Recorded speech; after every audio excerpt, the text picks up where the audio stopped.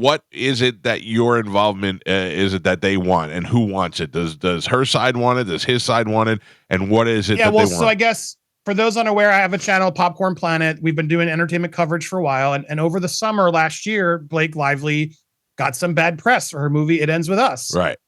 We didn't really cover it until, Ryan Reynolds got into it and there was talk about drama and they unfollowed Justin Baldoni. I had no idea who the guy was.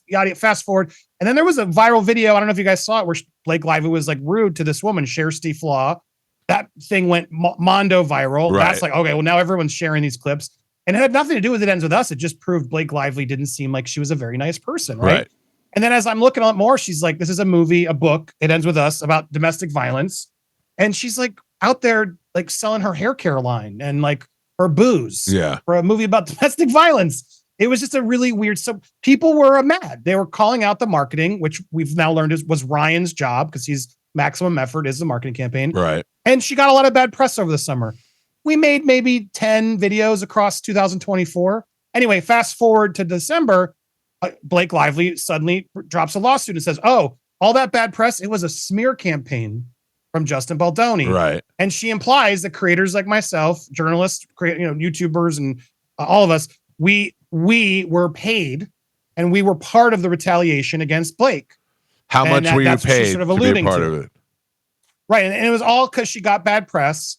And then they illegally, in my opinion, illegally obtained a phone of one of the publicists that released all these messages that said, we will bury her. And it's clear, as now we've learned through the case, that was clearly they were upselling themselves to get the gig.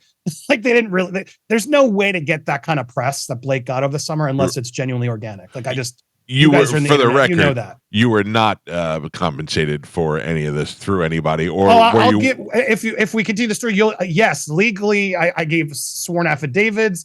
I offered them like third-party accountants to go through my records. They ignored all that stuff. Right. They just wanted my sources because, long story short of it, I know you got to run through it. Not only was I reporting on this, I was also making a documentary. It's called It Ends With Justice. It's coming out, I guess, next year now, not this year.